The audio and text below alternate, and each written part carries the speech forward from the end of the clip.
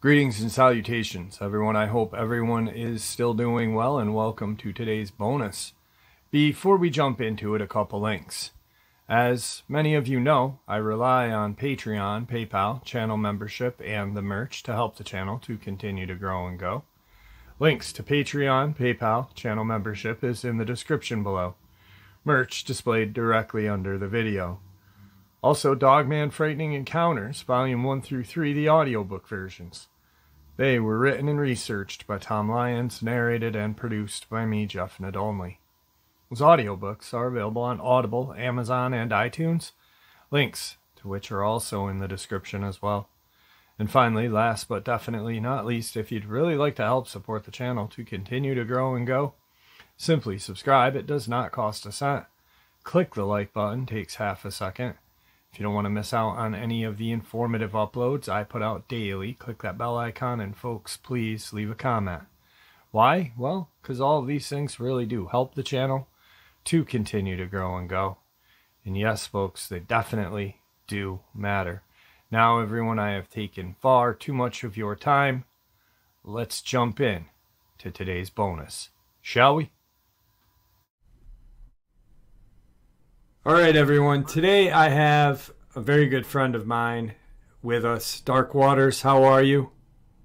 What up, Jeff? I'm doing well. What's happening with you, brother? Not much at all. I am excited to have you on and just kind of talk about things. You know kind of what I want this to be. I don't have a direction to go. I just want to talk cryptid, talk community, and have a good time.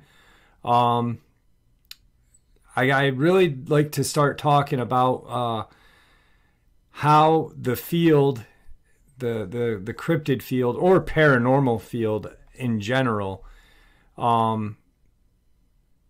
it's based on theory, you know, and I have my own theories. You have your own theories on things.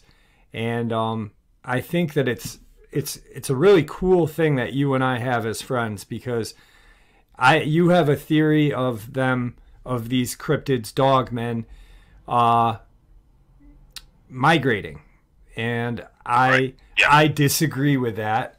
I don't see it happening. I see them moving, but yet me and you we can chew the fat about anything and not be at each other's throats. And I think that, you know, the community as a whole should see two different people who have two different views and are two different spectrums can get along. So maybe by showing the community this, more people can start getting along and just accepting other people's theories as, hey, you know, this is a theory. It's a good theory, but you know, your migration theory. What made you come up with that theory? How did you come about that theory? Okay, so the migration theory came from data points. And it actually, goes back to a conversation you and I had, truthfully. A couple of years ago, we were just talking about, you know, different spots where people were seeing Dogman.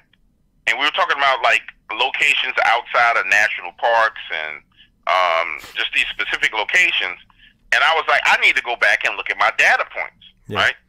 And so I went and started actually extracting data points of locations, because there was a time period where I used to tell what the locations were, and then I stopped because people were going to the locations doing stupid stuff. But I always made a note of the locations, so I had a whole notebook full of locations.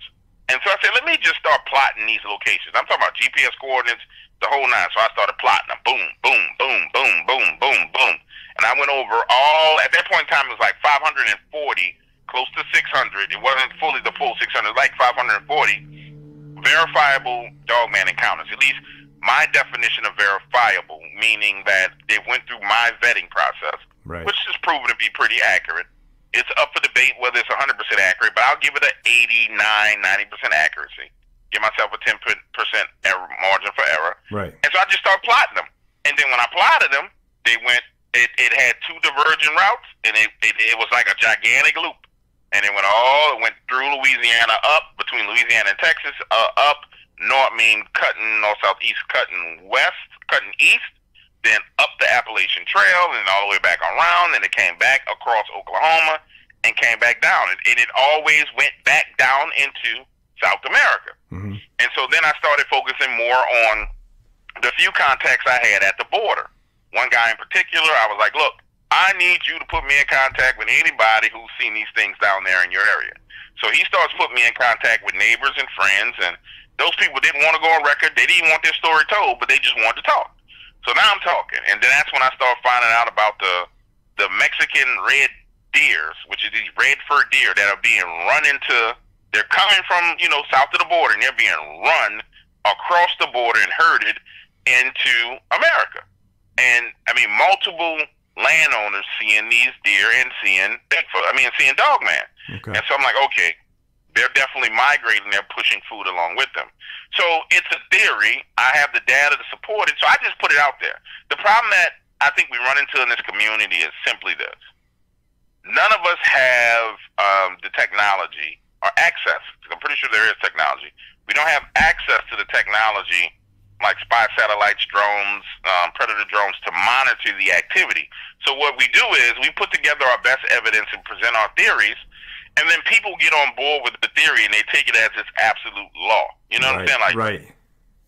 And I'm not saying my theory is absolute law. It's a theory, but it's a well-placed, well-organized theory based on evidence. Yeah. And based on data points. And so I put it out there to the public. But the real thing is, if we take a 30,000-foot view of let's just say the topic of Dogman. We take a 30,000-foot view of the topic of Dogman. There's data points all over the place. So we have Vic Cundiff, who has his, I think Vic has like 500 interviews. There's data all through all his interviews, right? Yep. You have my interviews and my stories. There's data all through those. You have like your stuff. There's data all through that. There's Josh Turner, data all through that. And anybody else I'm forgetting, forgive me. I'm just naming big names that I can remember off the top of my head. I'm not trying to downgrade anybody. But everybody has data points. But if you're at a 100-foot view, you see the personalities, you see the conflicts, you see the drama. But once you get up to 30,000 feet up in the air, and you just purely looking at data, okay, this guy said this happened here, how do we verify the truth of this? And then you go through trying to verify how true it is, you have an entire picture of what's going on. The problem is we get bogged down at the 100-foot level. Yeah. So when I roll out my data, I try and roll it out from a 30,000-foot point of view to where anybody can look at it and say, okay, I can understand and digest what's being said. I didn't want to put out the actual coordinates themselves. I put in the general vicinity of the coordinates. I didn't want to put out my actual coordinates because then I get into the whole, I'm a Dogman researcher. I'm going to go to these coordinates. And some of that's private land. Some of that's public land where families are. And I know that there's certain people who want to hunt Dogmen. Yeah. You go on somebody's property and you shoot it and you cause a problem for that family that homeowner, then it's really my fault because they trusted me. So, yes, there's different theories. Yes, we're going to have different theories. That is the healthiest thing for us all. Absolutely. And it's the healthiest way for it to be because now you're getting all this information. And this is the crazy thing, Jeff. People listen to all our content. Even though Vic and I don't get along, they listen to me, they listen to Vic, and this other person, they listen to everybody's content. It's just that somehow we allow ourselves to get kind of balkanized into these groups. I believe they're flesh and blood. I believe they're ethereal aliens. I believe they're this. No. There's a possibility that it's actually all those theories are true. Yeah. And it's better to put all those theories on the table in order for people to digest them. Like I've said hundreds of times on interviews, my theories are there's a 4-lane highway. There's an original Dogman Nephilim-like creature that was created by the sons of God when they fell and they corrupted the planet. Whether you believe those sons of God were angels or whether you believe they were aliens, they were genetically modified a long time ago. Then I said there is someone who went out, and I know for a fact there were people who hunt DNA. There's someone who went out and hunted that DNA and then genetically modified it again. So you got 2 genetically modified versions. Then I said There is a version of these things that has absolutely nothing to do with any of that. It's demonic, and it's purely demonic manifestations that are happening in people's houses in weird and crazy places. And then the other theory is it's misidentification and people seeing things that aren't actually a Dogman. It's something else. Right. In some cases, it's a Bigfoot. So those are my theories, but I leave myself room because I think the fourth one is not that. It's the alien thing where it's literally something from another planet or interdimensional coming here. Right. Demonic, interdimensional. When you take the Bigfoot theory of Bigfoot, the Bigfoot looking like one, you drop that in the first group of the original Nephilim type thing. Yeah. So those are the four theories in the four-lane highway that I tell people that they need to drive on when you're talking about Dogman. And the reason why that's important is because it encompasses a lot of the possibilities.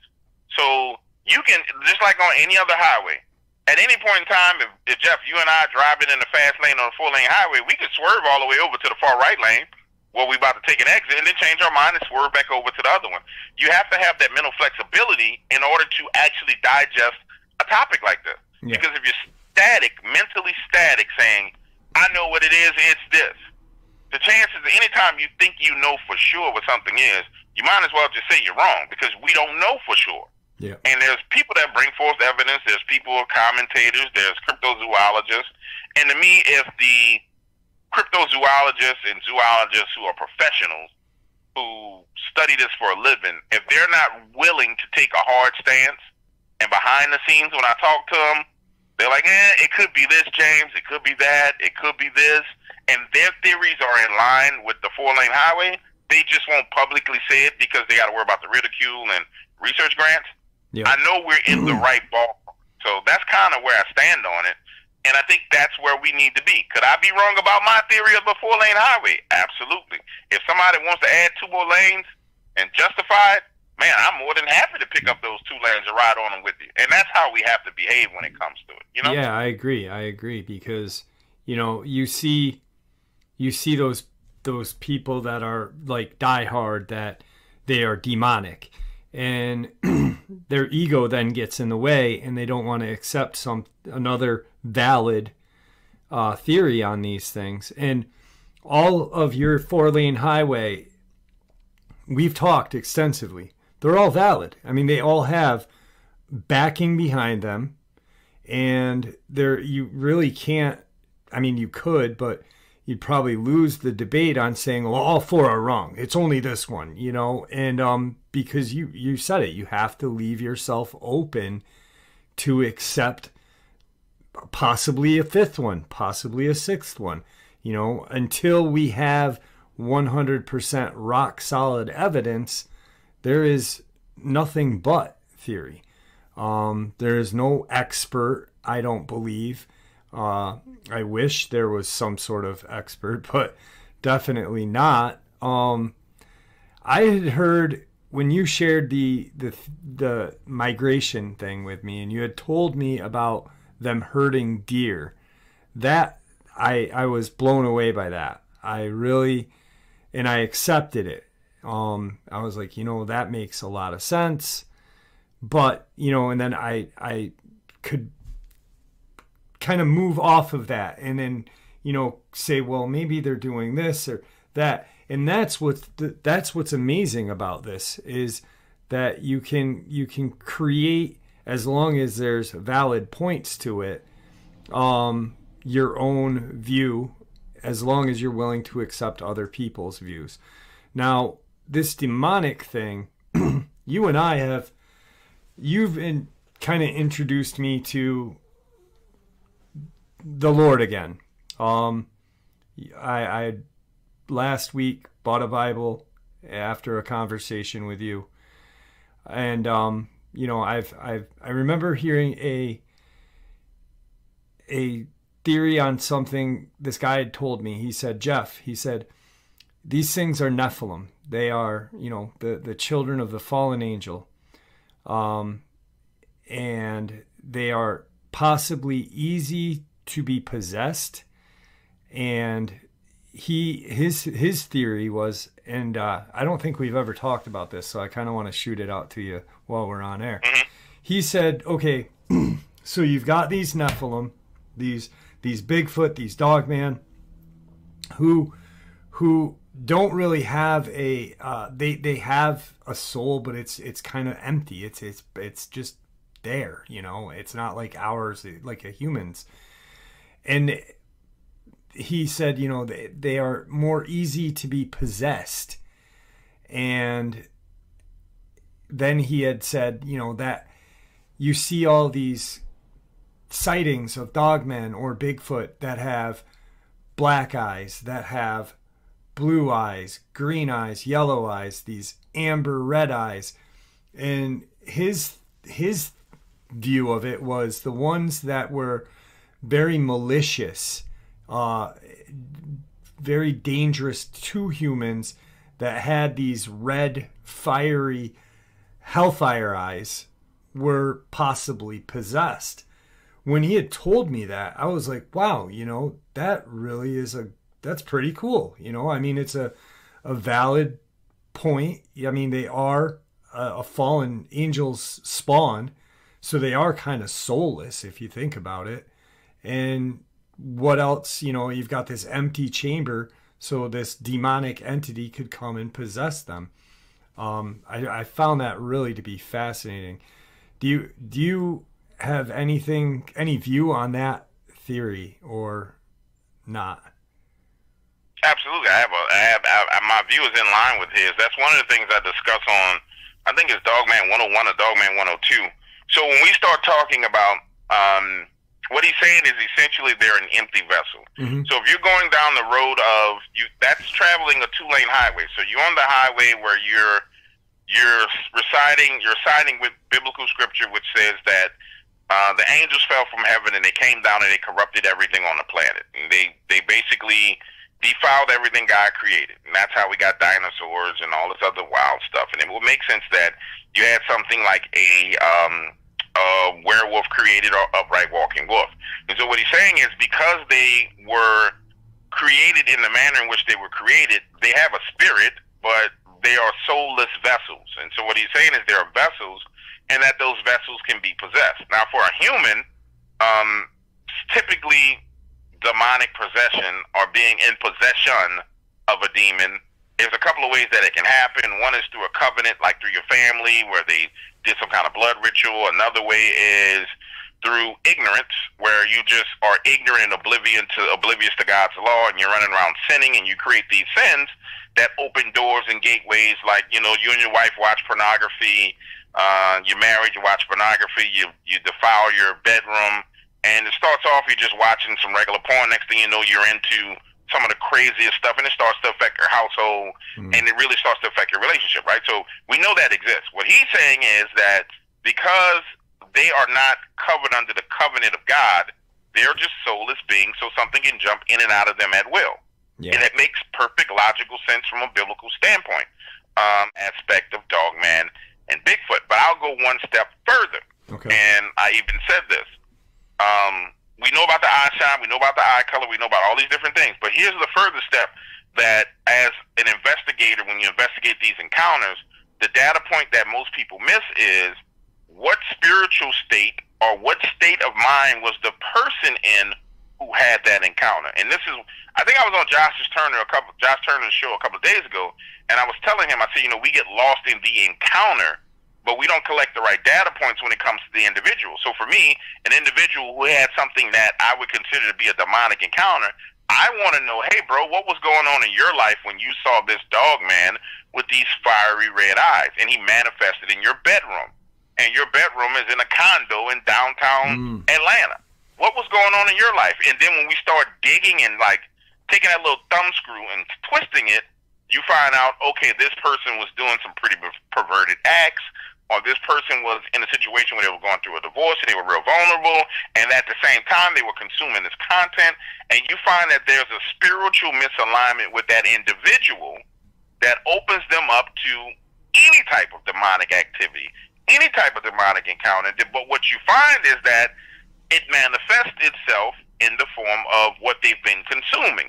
Dogman. It could be Dogman. It could be Bigfoot. It could be black-eyed kids. It could be all types of things, right? Yeah. So not only do I agree that they are empty vessels, because that's a part of my 4-lane highway theory, but also I think we need to add something like a subset to that, saying, okay, what spiritual condition was that witness in when they, when they had that encounter? Where were they in their life? You know, who were they associating with? Were they practicing any magic? Were they lighting any candles? What were they doing at that point in time that led to it? So no, his theory is nail on the head. It's just that you have to expand upon it. And when you start to expand and expound upon these theories, it's called chunking down. And in conversation is chunking down, and data collection is chunking down. It's like you're drilling and digging and digging and digging and digging, trying to get to the bottom of it.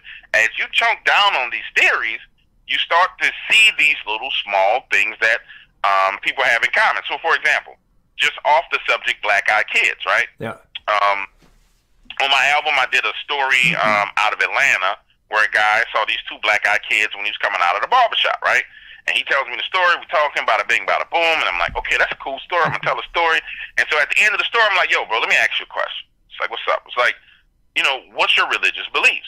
He's like, man, you know, I used to go to church all the time, you know, and I stopped going to church because something happened at church where he didn't like what he saw. It was the typical, you know, some of the people in the church weren't behaving the way that he thought they should. And I explained to him, we're all under attack, and therefore everybody's getting hit from every different angle. So your brother's going to get hit, and you're going to see his flaws just like he sees your flaws. Your job is to encourage him and pray for him and understand that we're all under attack. But the time period in which he saw this, he was straight up on some, man, you know, God doesn't exist. I don't believe in God. If God did exist, why he lets A, B, C, D, E, F, G happen? Like, he was in this state of complete and total doubt, and it's really called rebellion. So he's in this state of rebellion, and then he has this encounter, right? And I'm like, okay, in my mind, it makes sense because I know spiritually you have these windows and doors that you chose to open up. God didn't choose to open those doors up. You walked over, and you opened the window, and you opened the door, and then bam, stuff is starting to come into your life. And then when he started talking about other things that was going on in his life, it was mighty peculiar that he was having these other issues. Right. Like, he was being plagued by these crazy urges that he was like, bro, I ain't even that type of dude, but I'm looking at certain aged children, not children, but I'm looking at teenage girls in a manner which I shouldn't. Like, dog, I'm 27 years old, but I'm looking at this teenage girl thinking she looks good, and that's just crazy. He's like, I'm catching myself saying, yo, that's perverted. And the minute he started saying, yo, that's perverted and I don't do that, he stopped feeling that way. So I go on and explain to him. I'm like, bro, you know, let me tell you, this is how this works. Bada bing, bada boom. You open yourself up to these things. You got to figure out where they start from and where they end up, and they keep on dragging you down deeper and deeper and deeper into deeper levels. And I was like, how do you think a person goes from being a normal politician to going to Epstein Island to going to doing crazy stuff? Right. I said, it's a pit that you just keep falling into. And he was like, bro, you know what? I never thought about it like that. Man, I'm glad you told me, blah, blah, blah, blah, blah. So there's a significant role that our spiritual state plays in the experience that we have. I'll give you a perfect example. When I was promoted Hellbent Holler, Jesse's a beautiful young lady. Her and Joe go out into the woods. They go looking for a Dogman and Bigfoot. Jesse will tell you that if Joe goes into the woods by himself, he doesn't encounter anything. When he goes with Jesse, it goes absolutely crazy. Jesse will also say that she's a ritual magic practitioner. No problem. That's what you do, bada bing, bada boom. But she'll say, hey, when I go with Joe, stuff goes crazy. And she's like, we're trying to figure out why. I'm like, oh, I already know why, but go ahead. You go through the process of figuring it out. So we have to take all those data points into account and then add those into the theories. My thing is this. If there could be a truce made, I don't know if it ever happened. I'm open to it. Me too. There could be a truce made where everybody came to the table and sat down and just shared the data points. You would find the truth about what Dogman is in minutes, because we all are we're fooled into believing that we're personalities because there's audiences that follow us. But what you really, really are is, at the end of the day, is you're doing nothing more than collecting data. Some people collect it through interviews, and they document it with the interview. Some people, like me, they collect it through stories and interviews, and they document it that way. And then other people collect it by being field investigators. When you combine all of that information together, you have the truth. So we found the truth of what's going on with it. We just haven't put all the pieces to the puzzle together. And then there's nefarious forces that are in the community that don't want to see that happen for whatever own personal reasons, or some people just love to create strife. And I'm not talking about necessarily content creators. There's just some people in the audiences who love to cause strife. Right. And that has its own spiritual aspect and element to it. Yeah. And that's what it boils down to. I'm sorry, I'm rambling. No, that subset, just listening to you, I started to think about something. And I think it was in Tom Lyons' second book that I narrated. There was a Dogman story, and it was a terrifying experience for this woman. But at first, it kind of felt, like it almost didn't belong in the book. It felt strange because this woman she had rented a cottage, and there was it was owned by a taxidermist. And in the basement, that was the guy's taxidermy area. It was like an Airbnb cottage. And then she kept seeing this Dogman outside of her home, or outside of the cottage. She called the person who was in charge of the property. They came down. They didn't see the creature. The creature was outside the window. She goes to the other window to see the guy. She runs outside to, warn him, but nothing happens. And then at the end of the story, before she leaves this cottage, she has this experience where the Dogman is then in this cottage. It's in her room. And like the subset that you just said, what was this lady or this person? She was going through a divorce, and she was isolating herself, which then brought this demonic entity into her life. And that explains 100% why this creature was inside the home, why it was only her that could see it, but there was actually physical evidence that people could see, like the ground being torn up by a window. I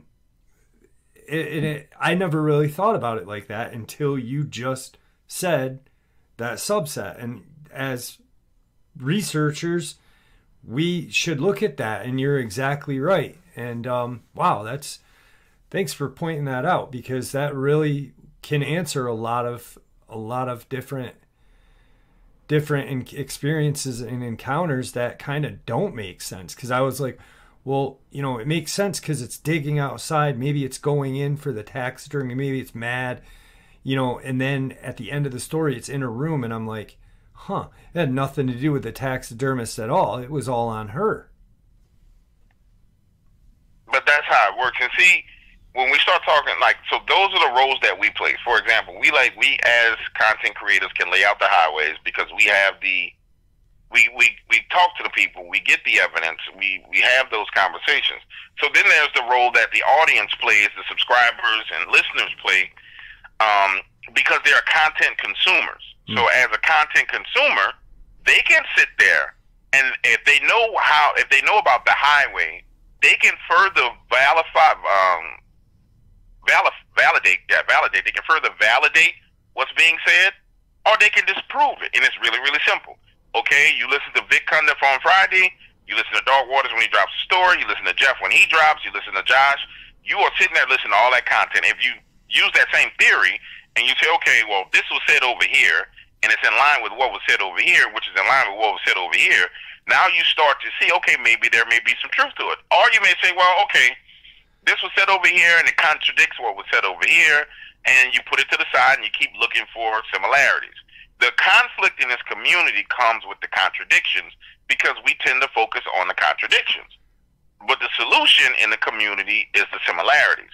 So contradictions lead to conflict, and that's why you see that there's conflict about whether it's a spiritual being only or whether it's a flesh and blood being only. That's because it's a contradiction, and contradictions naturally lead to conflict. That's a part of, having contradictory opinions. You have to discuss them. But if you just look for the similarities and point out the similarities, you're going to get to the same spot without the conflict. And that's what I do now. I don't. People have their theories, they have their thoughts. I'm cool with it. I don't care. What I'm looking for is the similarities that match, and how things blend in together, because that's what the truth is. So to the audience listening, you guys have a role to play in solving this problem. That's if we want to solve what Dogman is and where it goes, because there's more than enough data out there, starting back from Linda Godfrey, moving all the way forward. Dude, there's way more than enough out there to come to a final conclusion about Dogman. Like, I'm at my point where I'm getting ready to pivot away from Dogman, because I've come to some conclusions.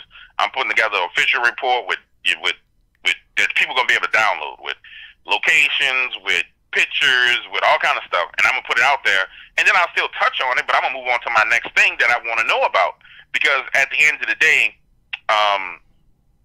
when you go too far with it, in my opinion, it becomes an idol. So now I'm idolizing Dogman, and everything I'm doing is about Dogman. And so therefore, my income is derived from Dogman. That's too much power for one thing that could be derived from fallen angels to have in my personal life. I don't know about nobody else's life, but that's too much power for that to have over me. To where, and guys, anybody who's been listening to me, I was the first person to call it out. I was like, yo, there's something demonic about this, and that's this crazy way people are acting, and man, there's something wrong with this. Yeah. There's something spiritual to it. I was saying that 5 years ago, because I discovered it. Yeah. And it's not saying, and I'm not saying that anybody's wrong for researching or looking into it. All I'm saying is, get up to 30,000 feet up in the air and look at it. Look at it. If you're listening, if you're listening to what I'm saying, and you consume content, back out away from every personality. Just imagine yourself being 30,000 feet up in the air, and you're looking down on the globe of Dogman. And then look and see what's there. And you're going to discover some things that you're going to be like, holy crap, it all adds up. It all makes sense. The killings, the dead people, the people attacked by wild dogs that don't make no sense. Like, you will see where it all starts to create this picture. But you can't see that picture if you're close to it. You got to be way up there in the air, and then you come to some conclusions, and you can let it go. You know what I'm saying, to a certain extent, and then keep it moving. Right, yeah. Because then I agree. It does. It, like, I record. I'm in my studio all the time, and there's times that I'm just like, I am completely obsessed with Dogman. Completely obsessed with attacks, and it can be a false idol, because it's all you're thinking about. You're not thinking about anything other than that one, and you're leaving yourself vulnerable for an attack, a demonic attack, and I'm just learning this from you as of lately, with our little talks here and there about this, and I appreciate that a lot. Now, getting off of the Dogman subject, okay, you had mentioned black-eyed kids. Do you think, because how you kind of presented that story about that guy, it's almost as if his Dogman was the black-eyed kid. His demon, you know what I mean? Like, so that really is the demonic part of that. I'm kind of like, I'm at a loss of words, because it's really, it's kind of scary to think that, there's other entities out there that can take over our lives, I guess, and really consume and live and feed off of our fear, our everything. or happiness. No, I got you. Well, so in that was one scenario in one case. So I've talked to a lot of black-eyed kids witnesses. So that was how it related to that Dogman encounter. So I can give you countless black-eyed kid encounter and black-eyed individual encounters. And some of them they're similar in ways, but they're contradictory in ways. So there's one last year out of New Orleans down here where a guy saw lights in the sky in New Orleans. He's actually right where I go fishing, where I've been recorded fishing. He saw lights in the sky. Late at night, he's out on the bridge. You see these lights in the sky. He heads back to his car, and there are two kids there with black eyes standing next to his car. But it seemed as if it was directly correlated to some type of UFO activity. But then you skip to other areas where people have had encounters where they've been dealing with individuals, and it was pure possession where someone was actually possessed, like hardcore, I got a demon in me, and their eyes turned black. And they're laughing, acting crazy, their eyes turn black, and everybody sees it, and then it goes away. So I'm not saying that it's purely demonic. What I'm saying is, again, in order for us to find the truth of these things, we need to document it for what it is and get the right data points. Clearly, there's something associated with UFOs or extraterrestrial activity that lends itself towards this black-eyed kid theory and phenomenon, and sometimes it's black-eyed adults. Then there's other things that are purely demonic activity, demonic infestations, and demonic possessions. And then there's things like what happened to the guy in Atlanta, where he's on his way home, misses the bus, and he finds himself like caught in this vortex where he can't, like, time is moving slow inside this vortex where he is. Like he entered into some other kind of parallel dimension. Time is moving slow in this vortex, and there's these three guys that walk up on him with black eyes, and they're talking crazy as hell to him. I mean, they're going off, talking crazy to him.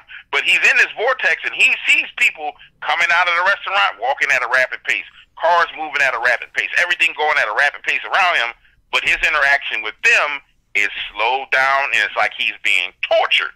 And then, finally, he says, you know what, I done had enough of this. Y'all do what y'all gonna do. I'm not scared of y'all. And then everything speeds back up and goes to normal, and they're not there anymore. I can't say that was demonic. I'm not sure what in the world that was. Honestly, I'm not. But it's a documented, valid case of someone seeing black-eyed kids. And these guys were teenagers. They weren't adults, but they had black eyes. Right. And they were talking crazy. So I don't think it's one lane in the highway when we deal with that. I think it's multiple lanes, and I think we just need to document it in those multiple lanes of the highway. So we need to say, okay, one of them is clearly something demonic, one of them is clearly something extraterrestrial, and one of them is something I'm not sure, maybe it's interdimensional. Somebody may say interdimensional and extraterrestrial is the same thing. I'm using those words differently. Extraterrestrial being alien, interdimensional, I'm saying being something that came from some kind of portal. Right. Somebody may say, well, aliens come from a portal. I'm just saying, for my terminology and the lexicon I'm using, those are two different things, and those are the lanes in this highway that I've seen. Are there more? Probably so. Does somebody have more data points? They probably do. I haven't really dove into black-eyed kids like I should to get more data. So in the future, I will be. Same thing with Bigfoot, same thing with all these other topics.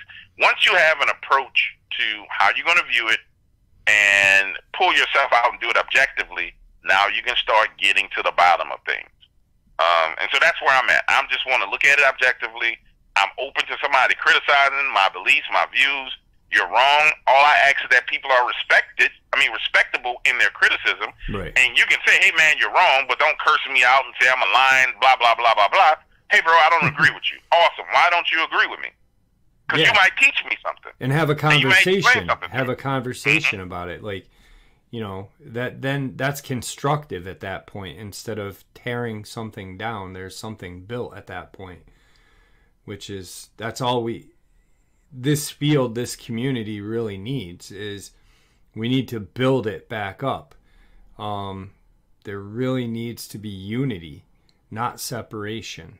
And I think you and I as friends can maybe pull in other people and really get the unity going. And it would be great if we could really just have constructive conversations about these topics, like there's 8 different stories about the LBL, and everybody says, well, this one's wrong, this one's right, this one's, and we don't know. But if we take all 8 and we sit down and we talk about them and we take little things out, they might be the same story or you may find falsehood in one story. Because I think you had said something to me a while ago and it really stuck, and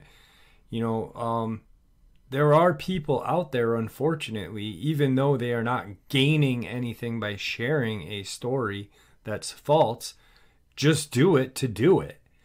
And it's that really stinks for the community, because it confuses things and it takes away from a lot. It's like adding creepypasta to cryptozoology. It's something that doesn't work well, and you cannot get a good outcome by combining truth to falsehoods, and it stinks that happens. But there'll always be people like that, unfortunately. And let me say this, Jeff. Yes, that happens. So we're the frontline defense against that. And that's why I developed my theory and my system of vetting people. But there is even a place for that in this community. It's just that place, because that place hasn't been created and it hasn't been solidified and it hasn't been a location officially put for people that say, hey, I'm a Dogman fan and I like to tell Dogman fiction. I'm going to mix this encounter with this encounter and this encounter and this encounter, and it's going to be wildly entertaining.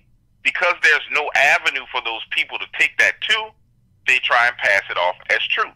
And so the solution to that problem is, hey, give them an avenue for them to do that and say, hey, bro, we're not going to judge you for that.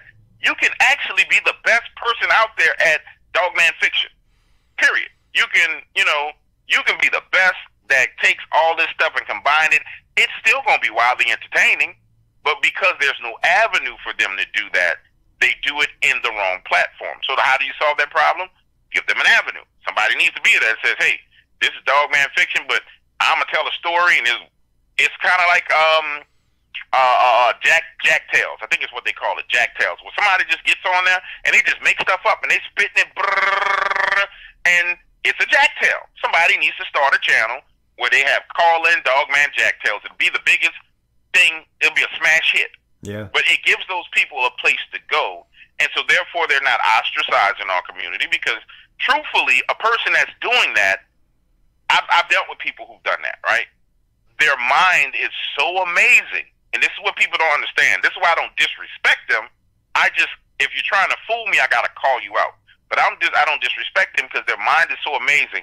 They have taken hundreds of stories and processed hundreds of data points, and then they came up with their own story. That same person, when I talk to them, I say, well, hey, have you ever heard an encounter where there was a Dogman with gray fur, black stripe down the middle, and I give them like intricate details, because I'm looking for an answer.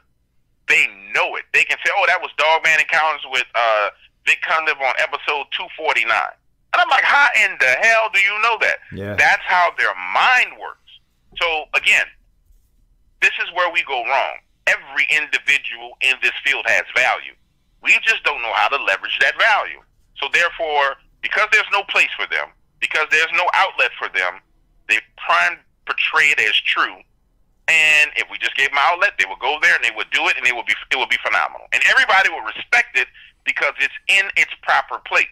Yep. And boom, we don't have a problem. So I think there's a solution to that. I think I can put a solution in place for that. The only thing I've run into is that there's a little group of people that want to destroy certain things. I kind of got an understanding of how to deal with them at this point in time. And as I roll out some new things to try and help the community, they're going to behave in the same way they behaved, and I'm going to handle it a lot differently moving forward, because now I understand where they are, and I understand exactly what it is behind them that's doing it. because there's this genre of cryptids. There's something spiritually that loves conflict. It loves for people to fight.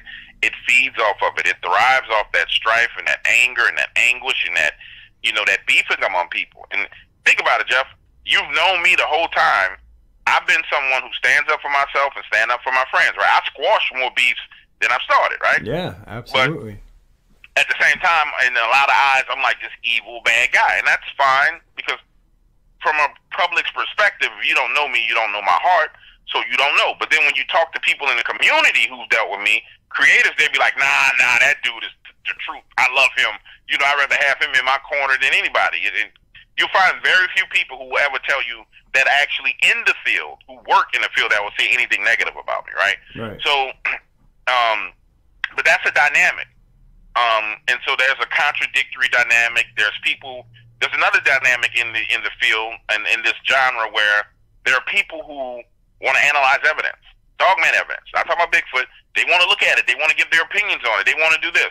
They need an outlet where they can do it, but they need to understand that there needs to be constructive criticism. It can't be, okay, this man shared this picture, and yeah, maybe it's a blurry picture, bro. Hey, maybe it's 20 blurry pictures. Okay, it's 20 blurry pictures.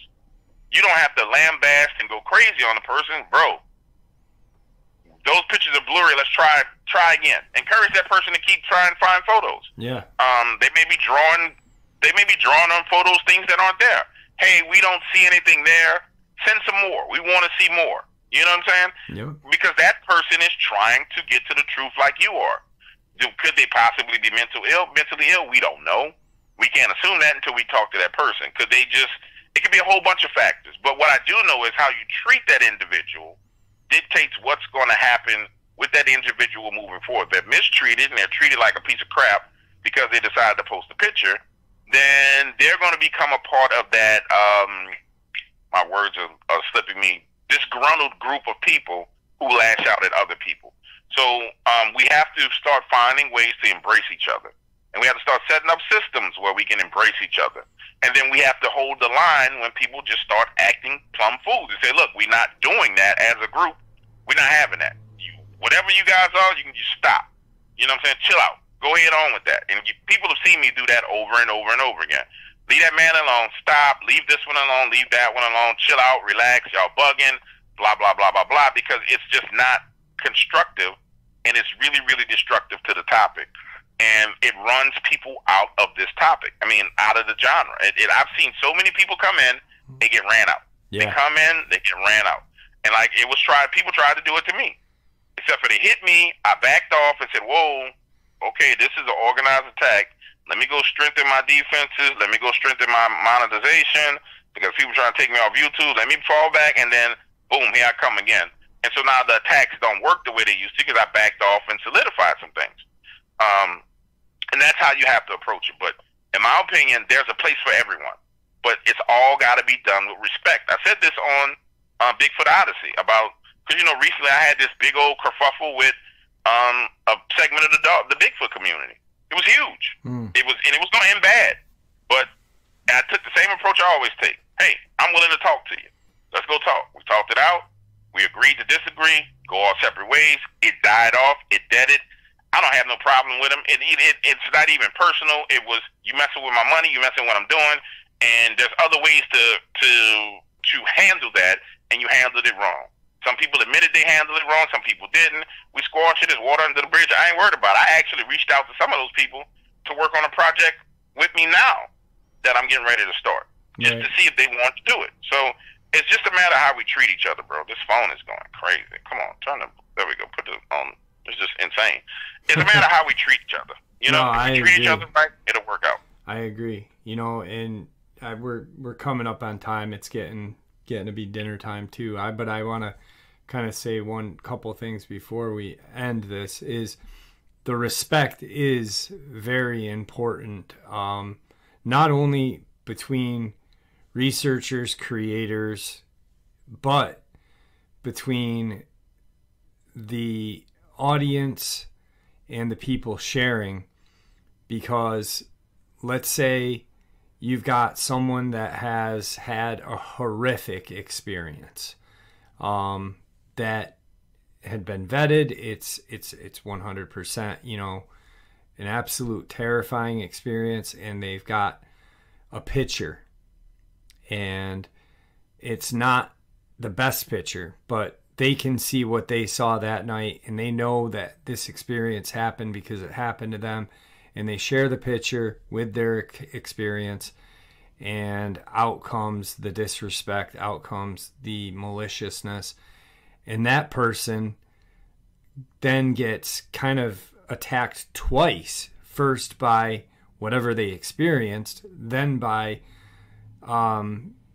the audience or a select few of those audience, and it really kind of detours people from sharing experiences totally, because there's no respect at all. And I think that you know, I think people in this community, audience, creators, researchers, all need to be respectful of each other, and not just us, you, I, Josh Turner, Vic Cundiff, any of us, but everybody, the audience as well, because they are a huge part, like you said, at solving this puzzle. They're sitting at home listening to data that we've collected, listening to stories that other people are sharing on our channels, and they could easily have answers that could help solve the puzzle. Absolutely. Absolutely. And there's a movement towards that happening. It's a tsunami wave of that coming right now into this community. There's a lot coming into this Dogman community that's going to hit people by surprise, because there's people coming in from different angles with different projects that they have seen those holes, and they want to fill gaps that are there. And I've talked to some of those people. Like, a lot of people approach me over and over. Hey, we want you to be a part of this. And I'm like, look, I'll help you, but you know, I don't want to be on the forefront because it'll be issues, and I just want to see you get out there and get rolling. And so there's a lot of stuff coming down the pipeline that's going to change things. So, for example, like right now, all the Dogman stuff is centralized on Facebook, right? There's all these Dogman groups centralized on Facebook. Facebook owns all that data. They own all those posts. They've tricked people into believing that, you know, you got your group and it's your group, or not. And technically, all that data belongs to Facebook. And so there are people coming in with portals that allow people to post their Dogman encounters, where people can vote on their Dogman encounters and vote on what they believe how true it is, how true it's not, where people can highlight things in their encounters and compare them to other encounters. There's all kind of things coming down the pipeline that are good for this community. It's just a matter of whether the community is going to embrace it or not. And if they embrace it, it'll get better. If they don't, and the community remains tribal and full of conflict, then they're going to do probably what I told them they should have did in the first place, which is I said, man, I wouldn't put that kind of money into that, because there's going to be forces that want to tear it apart, and you got to be willing to withstand. Happened when, oh my God, when Tony Merkel did his documentary. Tony Merkel's documentary showed the true interest in the topic of Dogman. It really showed it. Then one of the reasons why I promoted Hellbent Holler was because I said, let me just see how much more interest there is, like true interest, not so I promoted her. And you notice that video, she started off with like 9,000 views. That video went to 60,000 views. And it's because she got kicked into the algorithm. Sometimes you need to push into the algorithm. Once she got in the algorithm, it picked it up. People took notice of that. Like, they really took notice of it at places like Netflix and Amazon, and they're like, man, people are really interested in this topic. I had a couple of people reach out to me and say, hey, man, would you be interested in doing a documentary, blah, blah, blah. And I'm like, I don't know. I'll be interested in being on the back end and try and help him, but I don't know if I want to do my own thing like that. That's not the direction I'm going. I'm actually moving away from it. But I was like, I'll be more than happy to support you in any way. You need witnesses, you need this, you need that, blah, blah, blah, blah, blah. So there's a lot of interest in the topic that's going to get it exposure. The issue is we as a community have to support each other. Like I said, if Tony Merkel's documentary got 1 million views, everybody and their mama would be beating down his door to give him money to fund him to go find more about Dogman. Yeah. They would be funding him. He would be, because Tony is a handsome guy. He's funny. He's cool. Tony would be on television with a Dogman show right now. But we have to show that support to people who go about doing it, because he's got all the pieces to the puzzle.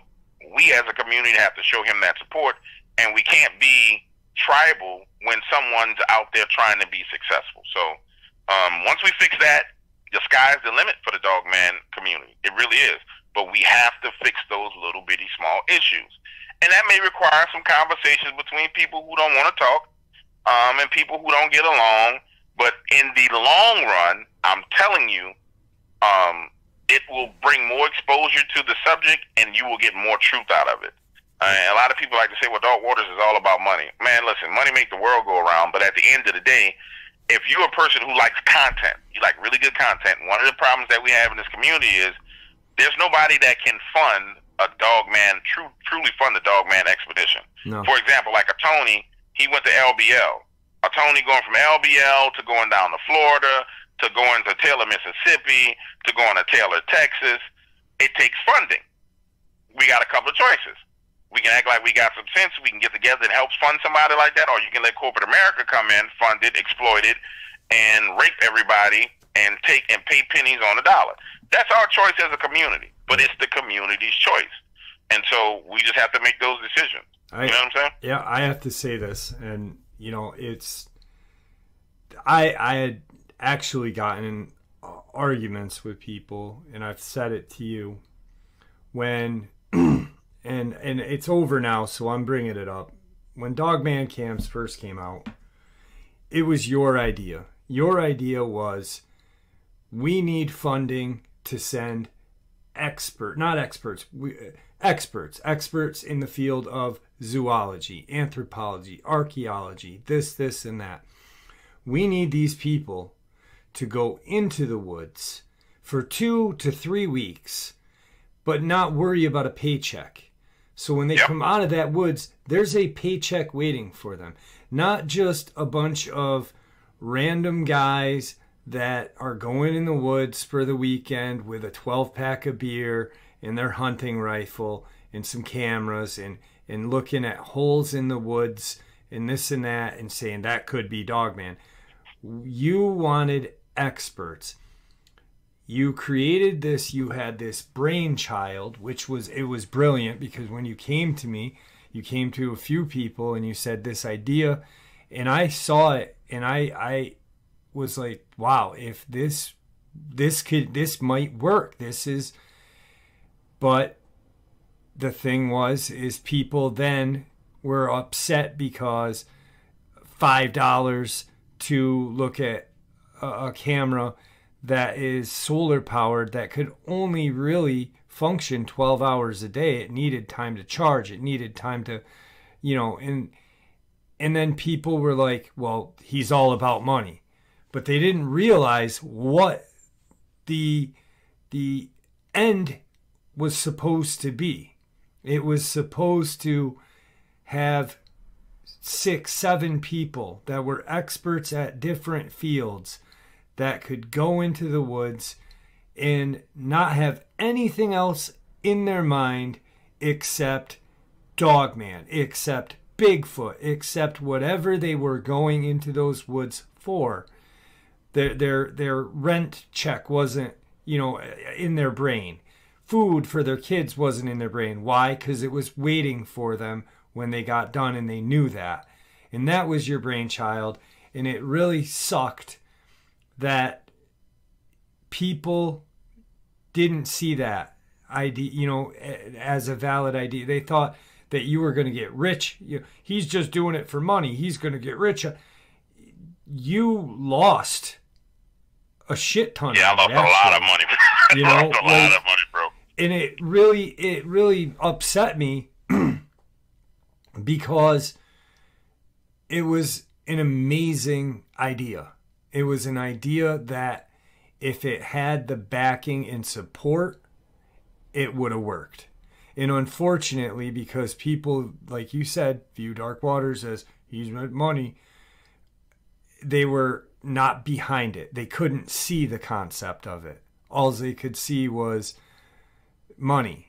But they didn't realize that these cameras costed money, that this property to put the camera on costed money, you know, and it would have worked if there was the support of the community, and that's really upsetting to me that it didn't work, because to me it was a perfect idea, you know.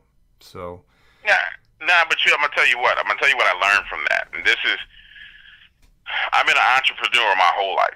I mean, I really have. And what I learned from that was it was very significant. It's a niche product. It was meant for a niche audience that was a divided marketplace, that I knew had turmoil in that marketplace. And so because I chunked it down to Dogman cams, it gave too much control to just one group of people. Yeah. And their opinions and the way they felt on things. Had it been paranormal cams or cryptid cams or UFO cams, and it targeted everything, then that segment of the community that had the hate and the craziness, it wouldn't have had so much power. So the lesson that I learned was, you have to target a broader audience, which goes back to what I was saying before about, as these people come into this community to try and not only find the truth, there are going to be people coming to this community that try to make money off of it. The issue is, and this is what I've advised all of them, I said, hey, if you're trying to make a project specific to Dogman, dude, you need to make it a broader project. I'm telling you now, make it a broader project. Make it UFOs, Bigfoots, Dogmen, Chupacabras, make it everything. Don't make it specific. And unfortunately, that's been the experience. That's the approach that people need to take if you want to have something successful, because we have that confusion in every community. But if you target all these communities as a whole, there will be enough people to support it. Problem was, I decided to make it super niche and chunk too far down. That's my fault. I take full responsibility of it. That's why when the losses came, when it got to the point that I said, okay, that's enough. We cut the cord. We keep it moving. And you notice I wasn't mad or angry at anybody about anything. There were certain things I didn't like that people did. And when they did them, I made it known, because there were things behind the scenes that were going on that the public didn't know about. And there were things that happened that people kind of handled the wrong way, and they admitted it behind the scenes. But outside of that, it was a wrap, you know. And so I'm not opposed to doing something else to try and get to the truth. It just has to be done on a broader scale. Yeah. That way it doesn't chunk down and give too much control to people. Now, how does that affect the Dogman community? It hurts the Dogman community because, for example, I'm about to fund an expedition, but it's a cryptozoologist out of the UK who's been to, 20 different locations. He wants to go look for giant anacondas. So when we talked, and I said, well, how much is it going to take for your trip? Blah, blah, blah, blah, blah. We're going to schedule it next year.